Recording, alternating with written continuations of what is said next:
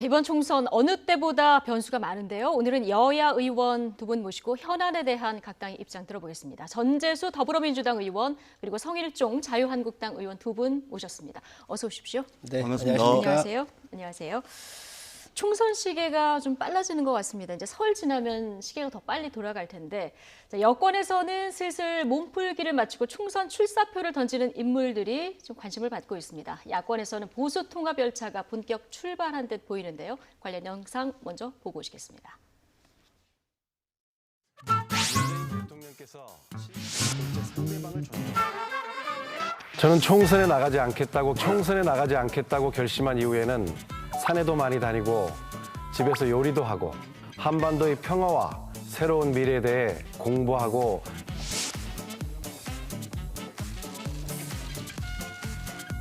서울 종로에 투입될 가능성이 다시 거론되고 오세훈 전 서울시장이 버티는 광진을이나 중구, 성동을도 물망에 오릅니다.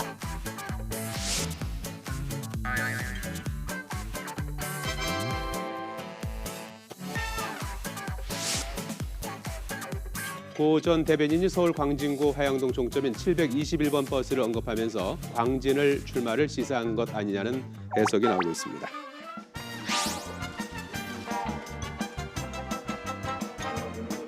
세상 사람들은 여전히 저를 노무현 대통령의 사위로 부릅니다. 오늘부터는 곽상원이라는 제 이름 석자로 제 소명을 찾겠습니다.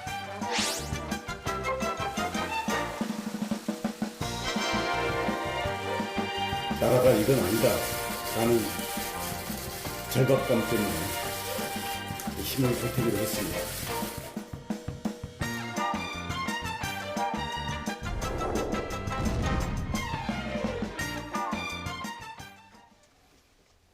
네, 영상으로 보고 오셨습니다. 오늘 가장 주목받는 인물 하면 임종석 전 비서실장 아닌가 싶습니다. 정강정책 방송 첫 연설자로 나섰는데 총선 출마 안 하겠다고 했는데 다시 복귀하는 거 아니냐 이런 얘기가 나와요. 당에서 어떻게 파악하고 계십니까? 일단은 임종석 실장은 아직까지는 총선 출마하지 않는 것으로 예. 입장 변화는 없는 것으로 그렇게 알고 있습니다. 당에서는 출마로 좀 바꿔줬으면 하는 그런 바람이 있습니까? 뭐 당에서의 그런 마음이 없지 않아 있을 수 있겠지만 예. 지금 현재까지는 불출마 입장에는 변함이 없다. 그리고 민주당의 첫 번째 정강정책 연설자로 나섰던 예. 거 아닙니까? 이것은 이제 문재인 정부의 초대 비서실장으로서의 의무를 다한다는 측면도 있을 것이고 예. 또 더불어민주당의 당원 아니겠습니까? 예. 당원으로서의 최소한의 의무를 다한다. 뭐 이런 측면이 좀 있었던 것 같습니다. 예, 초대 비서실장으로서의 어떤 의무를 다하는 것이다 얘기를 해주셨습니다. 총선에 나올 가능성 있다고 보십니까? 몸풀기 하고 있지요. 몸풀기 하는 거다 이렇게 네, 보시는 거군요. 네. 예, 나올 거다 결과적으로. 은퇴 선언한 지가 2개월밖에 안 됐으니까 명분이 없지 않겠어요? 예, 극적 효과를 노리고 정계를 떠나서 이렇게 공부를 하겠다 이렇게 말씀을 하셨는데 이제 그 여당도 여러 가지 저는 오랫동안 여러 번 여론조사를 했다고 예. 생각을 해요. 그런 여러 가지 그 데이터를 가지고 아마 신부에서 지금 현재 내보낼 명분을 찾고 있는가 아닌가 하는 생각을 가지고 있고요. 또 임종석 실장은 저는 굉장히 큰 책임이 있다고 생각을 해요. 이 정부가 굉장히 성공할 수 있는 모든 조건을 가지고 있었습니다. 가장 큰 표차로 이겼고요. 또 탄핵을 당해서 야당이 지리멸렬했잖아요. 그런데 초대 비서실장이 돼가지고 적폐청산이다. 또 이 정권이 만들어 놓은 이 경제의 폭망. 방금 전에도 뉴스에 나왔지만 10년 만에 최저의 경제 성장률을 일으켜놨거나 해놨고 또 외교적인 고립, 남북 문제의 악화 여러 가지가 다 이걸 누가 했느냐. 청와대 비서실장이 가장 큰 책임을 져야 합니다. 이 정부를 성공시켜야 될 가장 큰 책임 있는 사람이 가장 실패로 만들어 놨는데 이게 여권에서 다시 얼마 되지도 않아서 지금 현재 불러내기 위한 예. 여러 가지 시그널을 주고 있는 거 아닌가 하는 생각을 갖고 네, 있습니다. 초대 비서실장으로서 의무 얘기해 주셨는데 지금 책임론을 또 언급을 해주셨거든요. 어떻게 들으셨습니까? 그러니까 이게 총선이 다가오니까 네. 없는 이야기도 만들어내야 되는 것이 총선일 수도 있는데 뭐 충분히 이해를 합니다. 그렇게 말씀하시는 거 충분히 이해를 하고요. 그러나 뭐 경제가 어려운 것을 문재인 정부 전적으로 문재인 정부의 책임으로 돌린다거나 또는 임종석 비서실장이 정강정책 연설을 한 것일 뿐인데 여기에 또 그렇게 야박한 평가를 하시는 것은 아무리 총선을 앞두고 있다 하더라도 예. 좀 너무 야박하지 않은가 그렇게 생각을 하고요. 그냥 정강정책 연설을 한 것은 당원으로서 의무를 다한 것이다. 요 정도로 봐주시면 되겠습니다. 그리고 설사 불출마 입장을 견지를 했다가 출마를 하는 일이 생긴다 하더라도 그것은 뭐 개인이 판단할 일이고 더불어민주당이 무슨 뭐 정략적으로 어떻게 사람을 내보내고 안 내보내고 이런 것은 할 수가 없는 것이죠. 야박하게 보지 마시고 네. 있는 그대로 봐주십사 하는 말씀을 드리겠습니다. 네. 전 자, 의원님 아프시겠지만 예. 말이죠. 이 임종석 실장이 청와대 비서실장을 했잖아요. 그러면 청와대 비서실장은 전 부처 대통령을 보좌하면서 굉장히 큰 비중이 있습니다. 컨트롤하는 기능이 있잖아요. 경제에 대해서 소득주도 성장 이거 폐기하라고 하는 이야기를 야권뿐만 아니라 국민들이 많이 요구를 했습니다. 이거 예. 세계적으로 처음 실행을 해봤잖아요. 네. 탈원전 우리가 4.15 총선이 끝나고 나면 전기값이 올라갈 거로 봐요. 지금 한전의 누적적 측면이 우리가 고려 안 할 수가 없거든요. 주 네. 52시간. 또 인사 검증을 부실하게 해가지고 이 책임 누가 져야 되나요? 17명을 그냥 야권의 동의도 없이 임명을 해버렸고 낙마한 사람이 많습니다. 그래서 이런 부분에 대해서는 분명히 임종석 실장이 책임을 져야지. 네. 우리 성일종 잠깐만. 예. 한 말씀만 더 드리겠습니다. 우리 성일종 의원님께서 문재인 정부에 대해서 전면적이고도 전방위적인 비판만 계속 하시는데 자유한국당은 그런 말씀하실 자격이 없습니다. 물론 지금 현재 여러 가지 어려운 측면이 있긴 하지만 이 어려운 측면에 집권 여당의 책임을 회피하려고 하지 않습니다. 저희들이 책임이 있습니다. 그럼에도 불구하고 20대 국회가 이제 거의 끝이 났지 않습니까? 이 20대 국회의 모습을 한번 되돌아보십시오. 자유한국당이 18번에 걸친 국회 보이콧을 했습니다. 황교안 대표 체제 이후에 단식, 삭발, 장애투쟁, 농성 도대체 민생 법안이 통과되는데 어떤 협조를 하셨습니까? 이번 얼마 전에 있었던 임시국회 마지막 날에도 190건이 넘는 민생 법안을 처리할 때 자유한국당 의원님들 전부 퇴장 예. 다 하시고 국회를 텅텅 비웠지 않습니까? 네. 아무리 선거지만 그렇게 말씀하지 마시고 그다음에 설사 잘못된 게 있다 하더라도 그것은 어느 날 갑자기 잘못된 것이 하늘에서 떨어진 것이 아니라 이명박 박근혜 정권 9년을 거치면서 이미 어려운 상황에 밑밥을 깔아놓은 것은 자유한국당입니다. 그럼 반성부터 하셔야지. 그러고 난 뒤에 총선에서 국민들께 표좀 주십사 말씀을 하시는 게 맞는 것이죠. 예, 알겠습니다. 제가 몸풀 10분만 하겠습니다. 잠깐만요. 10초만. 10초. 네. 여당은 그런 말씀하시면 안 돼요. 그렇기 때문에 정권을 국민께서 맡겼고 그걸 잘 운영했어야죠. 예. 이 정권에 대한 모든 책임은 여당한테 있는 여기까지- 겁니다. 우리에게 책임이 전혀 여기까지만. 없다라는 말씀을 드리지 않았고요. 그러나 세상 선지에 이런 야당은 없었습니다. 한번 대한민국의 이런 정당사를 여당 한번 없었습니다. 이런 여당 전재수 없었습니다. 의원님, 국민들께서 성일종 의원님, 평가하실 겁니다. 예, 국민들이 평가할 겁니다. 말씀하신 대로 지금 제가 몸풀기 질문으로 드렸는데 지금 책임론까지 서로 공방을 벌이셔서 어쨌든 임종석 전 실장은 아직 출마하겠다 선언도 안 한 상황이라서 좀 너무 멀리 온 것 같고요.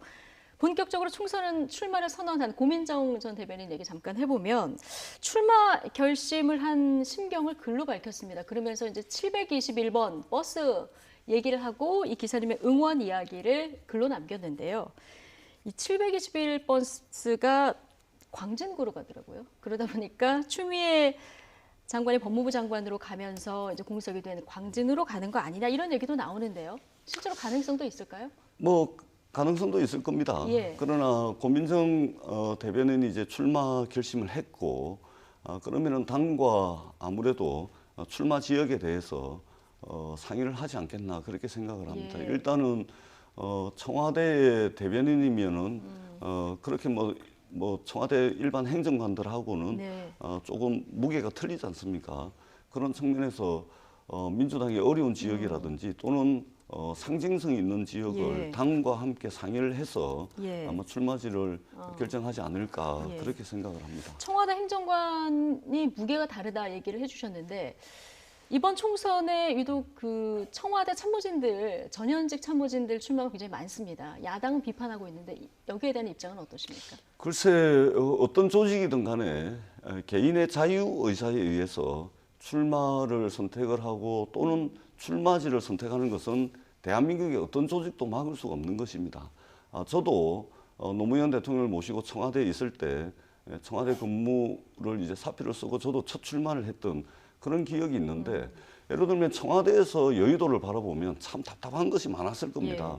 예를 들면 여러 가지 개혁 입법에 사사건건 발목이 잡히고 그리고 이 정쟁과 아무 상관도 없는 이런 민생 법안들까지 국회에서 발목 잡히는 모습을 청와대에서 바라보면서 야, 이게 정말로 이래서는 안 되겠다라는 그런 답답함을 느꼈을 거고 저도 이제 첫 출마를 할 때 그런 마음 때문에 이제 출마를 결심을 하게 됐었거든요. 아마 그런 측면이 있을 겁니다. 네, 야권의 발목 잡기에 답답함을 느꼈기 때문에 이제 출마 결심들을 많이 그리고 했을 또 것이다. 이런 측면도 있습니다. 예를 들면은 지금 청와대 출신들이 출마를 많이 하지 않습니까? 근데 이분들이 당선되기까지는 험난한 여정이 기다리고 있습니다. 예를 들면은 서울 수도권에는 민주당의 치열한 당내 경선이 기다리고 있습니다. 거기에 딱 가는 순간, 그 지역에 가는 순간 오랫동안 텃밭을 일궜던 유력한 경쟁자들이 많이 있거든요. 그래서 당내 경선을 또 통과를 해야 되고 그리고 본선에서도 이겨야 국회의원이 되는 거 아니겠습니까?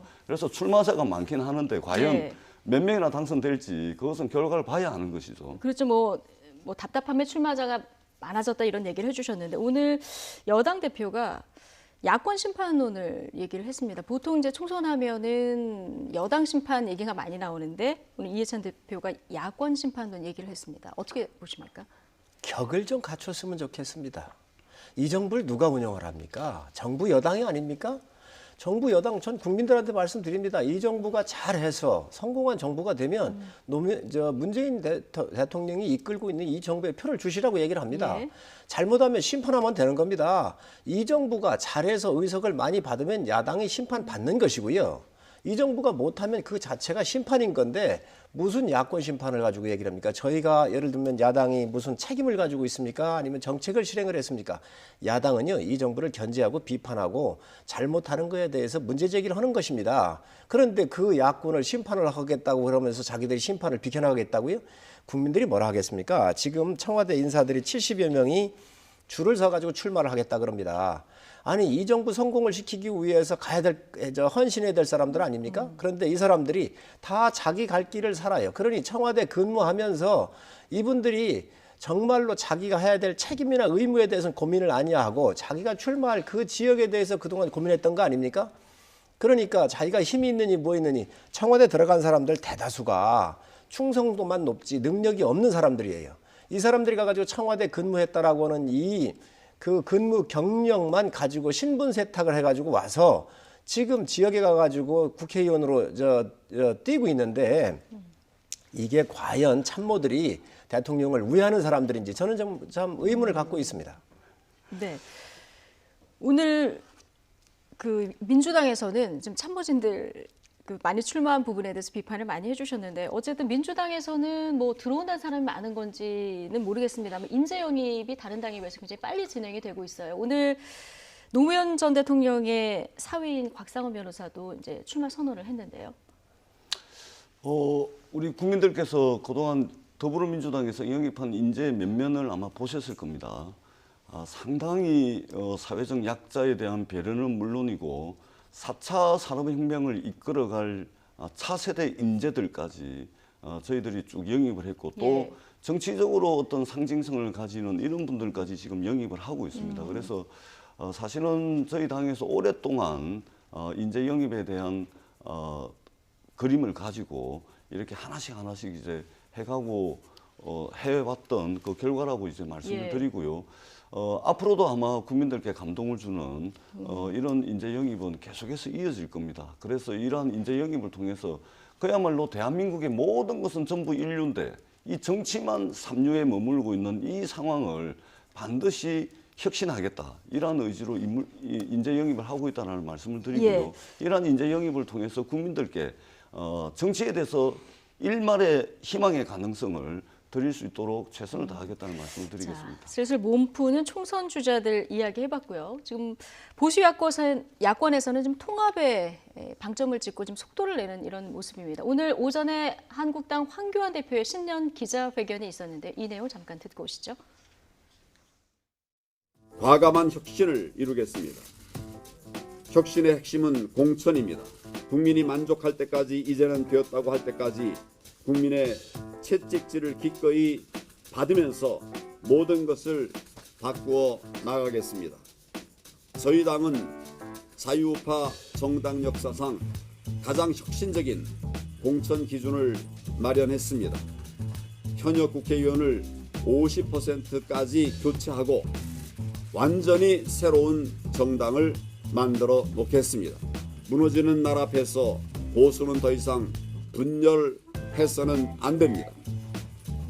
통합은 우리의 의무입니다. 저는 자유민주 진영의 대통합을 위해서 그 어떤 일도, 그 어떤 역할도 마다하지 않겠습니다. 자, 처음에 얘기한 부분이 이제 혁신적인 공천을 하겠다 얘기를 했습니다. 자, 한국당 공천 작업은 지금 어떻게 진행이 되고 있습니까? 우선 경험이 많으시고 공정하게 국회를 잘 이끌으셨던 김영호 전 의장께서 공천심사위원장을 맡으셨으니까 네, 이번엔 정말 전권을 주는 겁니다. 예, 아마 전 그렇게 알고 있습니다. 그래서 새로운 수혈도 물론이지만 기존에 있는 여러 가지 의원들에 대한 지구당의 여러 차례 실사가 있었습니다. 이런 기초적 데이터를 가지고 아마 말씀을 하셨잖아요. 네. 물만 가는 게 아니라 판을 갈아야 된다. 판을 다 갈겠다 이렇게 말씀하셨으니까 막 과감한 혁신을 통해서 아마 국민들한테 새로운 모습을 저는 보일 거라고 생각을 합니다. 예. 오늘 황교안 대표 기자회견 내용 중에 대통령의 마음속에는 조국과 북한밖에 없다 이런 얘기가 있었습니다. 이 폭주를 막기 위해서 이제 분열하면 안 되고 통합은 의무다 이렇게까지 얘기했는데 어떻게 들으셨습니까? 뭐 드릴 말씀이 없습니다. 예, 무슨 제1야당의 대표께서 우리 황교안 대표는 굉장히 많은 기자회견도 하시고 너다독고 뜬금없는 기자회견도 많이 하시고 그러는데 대체적으로 보면은 성대한 말잔치에 그치는 경우가 대부분입니다. 그리고 그런 게 아니면은 굉장히 가혹하고 또 어떻게 보면은 굉장히 야박한 이 정치 언어들을 구사하는 그런 이제 캐릭터, 그런 리더십을 가지신 분 같아요. 뿐만 아니라 대한민국의 국회를 마비를 시켜버리고 대한민국에서 정치를 실종시켜버리는 이런 장애투쟁, 농성, 이 단식, 이 전문가가 아닌가 이렇게 생각을 합니다. 어떻게 해서 일국의 대통령이 조국과 북한밖에 없겠습니까? 그렇게 말씀을 하시면은 정말로 오히려 그렇게 말씀하시는 황교안 대표에 대한 평가만 더 극단적으로 좋아지지 않는다 이 말씀을 드리고 싶고요. 절대 그렇지가 않습니다. 어떻게 그게 일국의 대통령이 그게 가능하겠습니까? 아무리 우리 성일종 의원님께서도 지금 말씀하고 계시지만 아무리 이제 총선이 코앞으로 다가왔다 손 치더라도 정말로 이 정치가 국민들께 희망은 되지 못할지언정 위로는 돼야 되지 않겠습니까? 이렇게 자기네들이 20대 국회 때 집권 여당의 책임을 저희들이 방기하는 것이 아닙니다. 그리고 야당에게 어떤 일방적인 협조를 요구하는 것도 아닙니다. 그럼에도 불구하고 지난 20대 국회를 한번 둘러보십시오. 왜 많은 국민들께서 정권 심판이 아니라 야당 심판에 많은 국민들께서 동의를 하시겠습니까? 20대 국회 내내 특히 이 가혹한 정치 언어를 구사하는 황교안 대표의 리더십 이것에 대해서 국민들께서 진절머리를 치고 계십니다. 그렇기 때문에 황교안 대표께서는 조금 더 앞으로 좀 그렇게 경박하고 가혹한 정치 언어를 좀 구사하지 않는 것이 본인에게 좋지 않을까 이렇게 생각을 합니다. 전 의원님께서 아프셨던 모양입니다. 가혹한 정치 언어를 구상을 했다. 그런데 지금 여당은 야당 때 안 했습니까? 돌아보시기 바랍니다. 지금 대통령 정말 잘하고 계십니까? 집권 여당을 향한 야당 대표의 말은 정말 국민을 대표해서 나라가 무너지는 이 나라에 대해서 바로 세워야 되기 때문에 정말 정확하게 진단하시고 말씀하시고 있다고 생각을 합니다. 우리 황 대표만큼 품격 있으신 분 있나요? 정말 참 품격을 갖추신 분입니다. 조국 마음의 빚을 졌다고 신년 기자회견에서 대통령께서 말씀하셨습니다. 신년 기자회견은 대통령 개인으로 하는 게 아니라 대한민국 총 책임지고 있는 대통령으로서 기자회견 하신 겁니다. 그런데 여기에 마음의 빚을 졌다고 하는 겁니다. 개인적으로 하실 수 있어도 국민 앞에 하실 수 있습니까? 그러면 이거는 황 대표의 말보다 약합니까? 그리고 지금 황 대표께서 단식을 하시고 삭발을 하시고 장애로 나가셨다 그러는데 공수처법, 선거법 지금 여당이 협치했지만 저희한테 내준 적이 있습니까? 국회법에도 맞지 않는 4+1 같은 걸 만들어 가지고 예산을 날치기를 하지를 않나. 정말 해도 이런 여당 지금까지 만나본 적이 없습니다. 지금 옛날에 노무현 예. 대통령 때도요 원내대표를 청와대로 불러서 이야기하면서 듣고 풀어주라고 그랬습니다. 이번에 그런 거 하셨습니까? 한 번도 안 했지 않습니까? 이렇게 지금 이 전국을 망쳐놓은 세력이 지금 이 집권 세력입니다. 이 집권 세력에 대해서 저는 그래도 우리 황 대표께서 품위를 지키고 있다고 생각을 합니다. 황교안 대표께서 품격이 있으시고 품위를 지키신다라고 우리 성일조님께서 말씀을 하시는데 황교안 대표께서는 성대한 말잔치, 결과 없는 성과 없는 성대한 말잔치가 있고 그 이면에는 또 정말 품격이 없습니다. 왜냐하면 아니 지금 북한 이야기를 자꾸 하고 때로는 군에도 자주 가시는 것 같은데 이 두드러기 때문에 군대도 안 갔다 오신 분이 하기에는 국민들께서 보시는 국민들이 되게 불편합니다. 저도 해병대 출신인데 황교안 대표가 두드러기 때문에 군대 안 가신 분이 군대 가가지고 군복 입고 있는 모습을 보면 참 좀 황당하다는 말씀을 드리고 또 하나는 아니 설 선물로 스님들께 육포 보내는 게 품격이 있습니까? 품이 있습니까? 단식하고 장애투쟁하고 농성하고 국회 보이콧 해버리고 정치 실종시키는 게 품격이 있습니까? 어느 정도껏 하셔야 됩니다.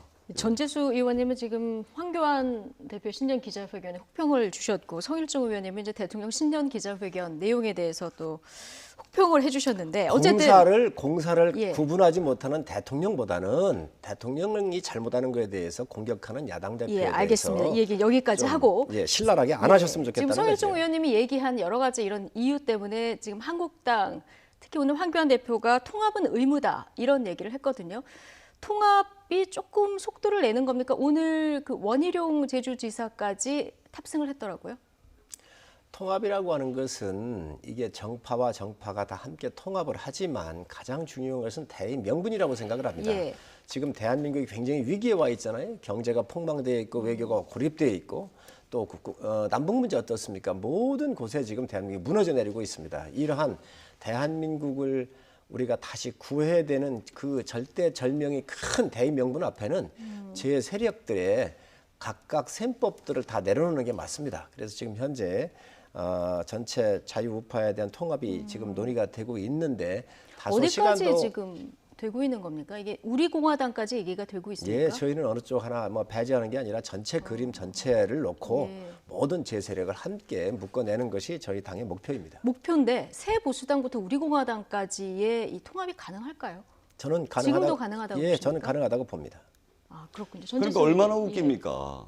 추구하는 목표가 틀려서 갈라졌던 세력들이 총선이 이제 코앞에 다가오니까 어떻게든 달고 있는 배지는 계속 달아야 되겠고 어떻게든 정치적으로 살아남고 싶으니까 서로 추구하는 바가 틀려서 완전히 갈라졌다가 지금 이게 아무리 선거지만 대통령을 그렇게 평가하고 선거를 앞두고서 그런 식의 추구하는 바가 틀린 정당끼리 통합을 한다는 것은 말이 안 되는 겁니다. 국민들께서 보시기에 얼마나 불편해 하시겠습니까? 그리고 대한민국이 지금 온 데서 다 무너지고 있다. 경제도 무너지고 있고 외교도 무너지고 있고 어려운 건 사실입니다.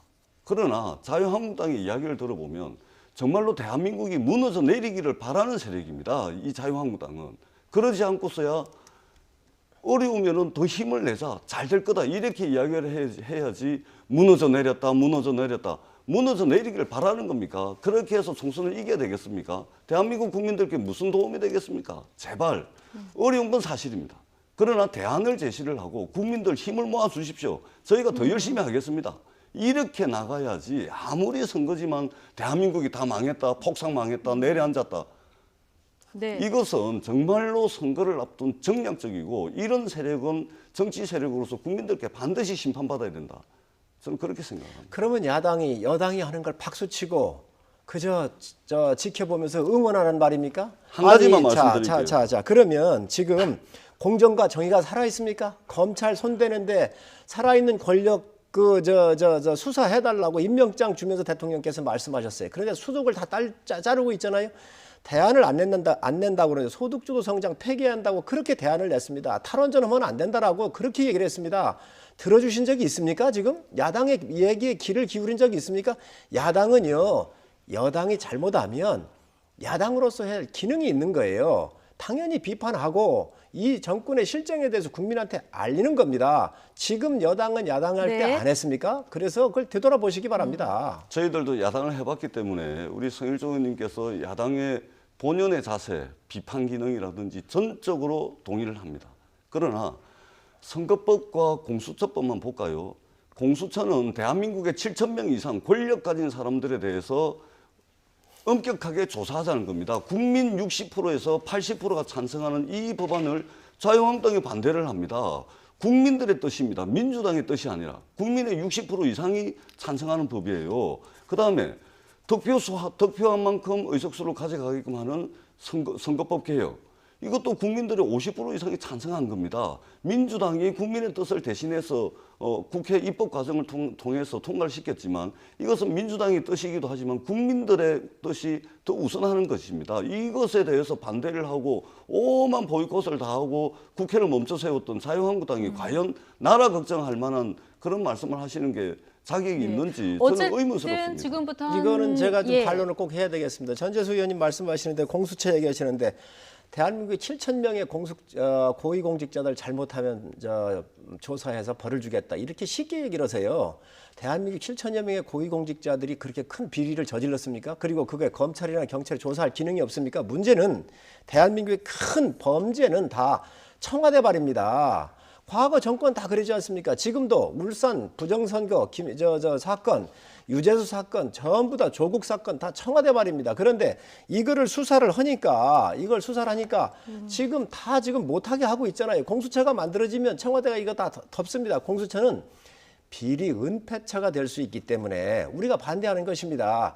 예. 대한민국의 대형 비리 사건 다 청와대나 친인척들이 일으킨 사건들이에요. 권력 실세들이 한 거예요.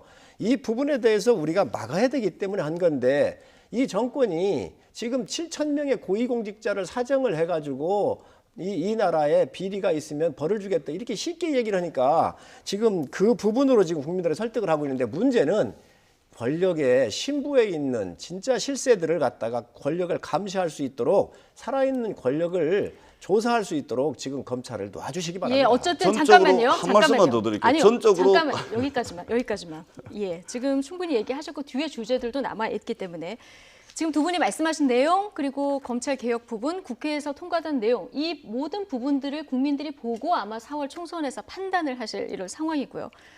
자, 한국당과 민주당의 의견차가 이렇게 큰 상황에서 민주당과 한국당 사이에 중도 표심을 파고들 공간은 얼마나 될지 최근에 안철수 전 의원 행보도 관심인데요. 어제 김경률 전 참여연대 집행위원장을 만났습니다. 일각에서는 이제 두 사람이 또 새로운 길을 모색하는 거 아니냐 이런 이야기도 나왔는데요. 이에 대한 오늘 아침 김경률 전 참여연대 집행위원장 인터뷰 내용 잠깐 듣고 오시죠. 제가 시민사회 일원이니만큼 뭐 중도나 실형 이런 정치권의 언어에 대해서는 특히 뭐 관심은 없고요. 어제도 정치에 관한 얘기는 사실은 뭐 이런 말씀 드려도 될지 모르겠는데 아무 말씀이 없으셔서 오히려 제가 한번 물어보기조차 했습니다. 어떻게 신당 창당은 좀 하실 겁니까? 이렇게 했는데 그에 대해서조차도 뭐 신당 창당 이런 어떤 외관보다는 정치적 외관보다는 본인이 필요한 것에 뭐 몸을 담고 실행해 나가겠다 이런 말씀을 하시더라고요. 저는 진중권 교수의 모습을 보면서 우리 지식인들, 언론들이 나도 조국이다 이럴 게 아니라 나도 진중권이다 이런 자세가 필요하지 않나. 마땅히 진중권 교수가 지금 시기 한국 사회를 살아가는 지식인의 어떤 올바른 전형이 아닌가 이렇게 생각합니다. 그렇군요. 네, 김경률 전 참여연대 집행위원장 얘기 듣고 오셨습니다. 일단 정치권 언어에 대해서 나는 관심이 없다. 20대 총선에는 관심 없다 이 얘기를 분명히 했고요. 안철수 전 대표하고 어제 만남은 공정을 화두로 그리고 조국 공감대로 만났다 이런 얘기를 했거든요. 어떻게 들으셨습니까? 뭐 충분히 뭐 그러실 수 있습니다. 예, 뭐 저도 일정 부분 공감하는 부분이 있고요. 다만 이것이 안철수 대표께서 미국에서 이제 귀국을 하시고 난 뒤에 말하자면 이제 정치 행보로서 하는 거 아니겠습니까? 그런 측면에서는 뭐 충분히 뭐 그럴 수 있다라고 생각을 하고요. 다만 이제 안철수 대표께서 이전에 2016년 국회의원 선거 때 이제 바람을 일으키지 않았습니까? 그 바람을 다시 한번 일으키기 위해서 여러 가지 정치 행보를 하는데 그때 바람을 일으킬 때는 국민들께서 기본적으로 정치에 대한 불신이 굉장히 많았던 상황에서 안철수라는 사람에 대해서 이제 겉모습만 국민들이 알고 있었던 것이죠. 그렇기 때문에 어떻게 보면 국민들이 안철수에 대해서 잘 몰랐다라고 할 수 있는 것이죠. 겉모습에 이제 이 이 정치판을 예. 좀 새로운 바람을 불어넣을 수 있겠다 이런 판단이 있었던 것이죠. 그런데 지금 우리 국민들께서는 안타깝게도 안철수 대표를 너무나 잘 압니다. 그의 리더십이 어떤 것이고 네.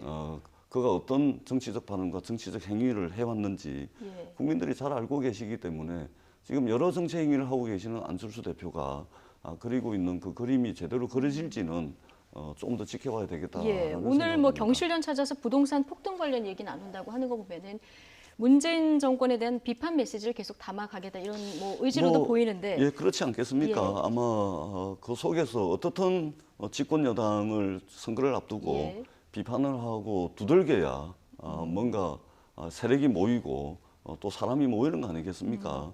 그래서 참 아쉽기는 하지만 어떻든 내가 이렇게 좀 한번 해보겠다. 예. 어려운 국민들께 이렇게 한번 해보겠다. 이러한 것이 아니고 자꾸만 이제 정권 비판을 하고 뭐 경제가 외교가 폭망을 했니 뭐 이런 식의 비판을 통해서는 이제 더 이상 국민들께 아무런 감흥을 줄 수 없다. 네. 그런 시대가 왔다. 그렇게 생각합니다. 여파가 생각보다 미미할 것이다 이런 평가를 해주셨는데 여당이 예. 이렇게 비판하는 것을 왜 두려워하세요? 잘했으면 두려워할 필요가 없습니다. 지금 문제가 있고 너무 심각한 문제가 있으니까 두려워하는 거 아닌가요? 저는 두려워할 때 맞습니다. 인정하고 그러나 좀 도와주십시오. 이렇게 얘기하는 게 전 맞다고 생각을 해요. 그리고 잘했으면 국민들한테 잘했으니 표달라고 요청을 하시는 게 전 맞다고 생각을 해요. 안철수 의원 전 의원이시죠. 비교적 우리나라 여러 지도자 중에서 대한민국의 미래에 대해서 가장 고민을 많이 했고 잘 준비되어 있는 분 중에 한 분입니다. 의사를 했고 예. 그리고 블록체인이나 4차 산업 시대에 비교적 고민을 많이 해서 대한민국의 미래의 먹거리에 대해서 가장 고민을 많이 해본 지도자 중에 한 사람이기 때문에 저는 누구를 만나든 충분한 그럴 만한 정치적인 행보를 할 수 있다라고 생각을 합니다. 예. 이 김경률 전 참여연대 의장 같은 경우는 조국 전 수석의 펀드에 대해서 문제 제기를 하고 이 참여연대를 사퇴한 거 아닌가요? 정말 공정과 정의를 내세웠던 이 정권의 그 가치를 지키지 못하기 때문에 참여연대가 어디입니까? 지금 예. 이 정부에 가장 많은 강요를 배출했었던 기둥 중에 기둥이에요. 그런 곳을 이 잘못된 행태에 대해서 비판을 하고 나온 의기가 있는 분입니다. 그래서 자기가 외국에 나가서 고민을 하고 이런 분을 만나서 예. 함께 이 정부의 실정에 대해서 실패에 대해서 또 정치를 함에 있어서 의견을 구하는 것은 아주 자연스러운 행위라고 생각을 네, 합니다. 보수통합 쪽에서는 지금 안철수 전 대표에 대한 문을 닫지는 않고 지금 열어놓고 있는 이런 상황인데 안철수 전 대표는 나는 보수통합 쪽으로는 가지 않겠다 명확히 선을 걷습니다. 근데 이런 분석도 나와요. 일단 보수통합 쪽에는 가지 않더라도 선거에는 연대하지 않겠느냐 뭐 이런 얘기도 나오는데 여기까지 좀 문을 열어놓고 보고 계신 겁니까? 예, 저는 모든 가능성이 다 열려 있다고 예. 생각을 합니다. 정치인들이 자기의 세력이라든가 여러 가지 공간 확보를 위해서 워딩을 할 수는 있지만 네. 기본적으로 궁극적으로 가보면 그 정치적인 행보가 국가에 도움이 되는가, 국민을 위한 것인가, 또 이 정권의 폭정에 대해서 어떻게 막아낼 것인가에 대한 귀결되기 때문에 이런 부분에 대해서는 상당히 많은 부분이 가능성이 열려 있다 이렇게 생각을 하고 있습니다. 예. 앞서 김경률 전 위원장 얘기 들었을 때 진중권 전 교수 얘기가 나왔습니다. 한국 사회 올바른 지식인의 전형이다 이런 얘기까지 했는데 최근에 굉장히 그 여권을 향해서 날선 비판을 이어가고 있거든요. 이번 총선은 조국 재신임 투표로 치러질 것이다 이런 얘기까지 했는데요. 예, 특히 최근에는 그 PK 친문 저격 발언이 굉장히 수위가 높습니다. 저는 무슨 오늘 많이 말씀을 웃으시네요. 무슨 말씀을 드려야 될지 예. 진중권 전 교수죠. 예. 뭐 정치를 하시는 분인가요? 저는 이제 잘 모르겠습니다. 이분이 그동안 이제 왜 이분의 말씀이 이렇게 뉴스거리가 되고 이 중요한 시간대에 토론의 주제가 돼야 되는지 일단은 잘 모르겠다는 예. 말씀을 드리고요. 진중권 교수가 그동안 보여왔던 여러 가지 발언들을 보면은 어떻게 보면은 좌측 중에서도 아주 좌측에 계셨던 분인데 우리 정치 격언 중에 이런 말이 흔한 말이 있지 않습니까? 극자와 극우는 통한다. 이렇게 거의 돌변을 하신 것 같아요. 이분은 말을 가지고 살아왔던 사람입니다. 예. 소위 말해서 담론이죠. 근데 이제는 그 이전에 했던 것과 완전히 이제 극단에 서서 지금 말씀을 하시는데 그 발언을 조금 좀 정제하시는 게 맞지 예. 않을까. 그리고 PK에 대해서 얼마나 아시겠습니까? 진중근 교수께서 PK를 그렇게 말씀하시는 것은 네. 두 번, 세 번, 네 번 떨어져 가면서 지역주의 장벽에 맞서 싸웠던 저의 입장, PK 여러 후보들의 입장에서 볼 때는 상당히 불쾌하다는 네. 말씀을 드리고요. 근데 이전에 이제 같은 진보 진영에 있었던 어떤 논객이다 보니까 민주당 내에서 진중권 교수의 얘기를 뭐 좀 아프게 듣는다거나 공감한다거나 이런 의원들은 뭐 거의 없어요. 저는 없습니다. 예, 없고요. 이분이 무슨 정치 행위를 하시는 분이 아니지 않습니까? 그냥 말을 하시는 분입니다. 자유롭게 사회 여러 가지 현안에 대해서 뭐 말씀을 하시는 분이기 때문에. 예. 그러나 PK에서 민주당 여러 지금 후보들도 있고 부산에서 PK에서 정치를 해오신 분들이 있는데 이분들이 지난 수십 년 동안 무릎 깨져가면서 정갱이 깨져가면서 지역주의에 맞서가지고 싸워왔던 네. 이 헌신적인 열정과 노력들에 대해서 그렇게 새치혀로 가볍게 말씀하실 만한 사안은 아니다. 이 말씀을 네. 꼭 드리고 싶습니다. 오히려 정치인이면 좌나 우에 한쪽에 속해 있기 때문에 균형 감각을 잃을 수 있지요. 자기 진영의 이야기를 할 수 있다고 생각을 합니다. 그렇기 때문에 국민의 신뢰도가 낮을 수가 있는데 이 진중권 교수 같은 경우는 정치인이 아니고 아주 대표적인 지식인입니다. 대학 교수로서. 그리고 이분은 이 정권 탄생할 때 힘을 보태고 많은 역할을 하셨던 분들이에요. 네. 논객으로서. 자, 그런데 조국 사태를 겪으면서 이 진 교수가 바라봤었을 때 너무 공정하지 않은 거예요. 이 정부가 출발을 할 때 너무도 화려한 말을 국민이 귀에 쏙쏙 들어온 좋은 말은 다 했습니다. 공정과 정의, 나라다운 나라. 사람이 먼저다. 기회는 평등하고 과정은 공정하며 결과는 정의롭다. 그렇지 않았습니까? 자, 그런데 조국 사태를 겪으면서 국민들한테 준 이 정권의 실망감은 어땠습니까? 모든 편법과 불법을 다 저지른 이 조국을 구하려고는 이 정권의 조국 구하기가 너무 힘겨운 겁니다. 눈물겨운 겁니다. 그러니까 이게 정의롭지 못하니 진중권 교수가 일가를 하는데 저는 여야를 떠나서 이런 분들이 이야기하는 거는 상당히 귀담아 들 필요가 있다고 생각을 합니다. 예. 역시 뭐 같은 논평인데 평가는 극과 극으로 갈리는 평가까지 들어봤고요. 뭐 이 모든 것을 아까 말씀드렸듯이 뭐 국민들이 다 보시고 판단을 하실 테니까요. 총선 관련 두 분 얘기는 오늘 여기까지 듣겠습니다. 전재수 더불어민주당 의원, 성일종 자유한국당 의원 두 분과 오늘 함께했습니다. 고맙습니다. 네, 고맙습니다.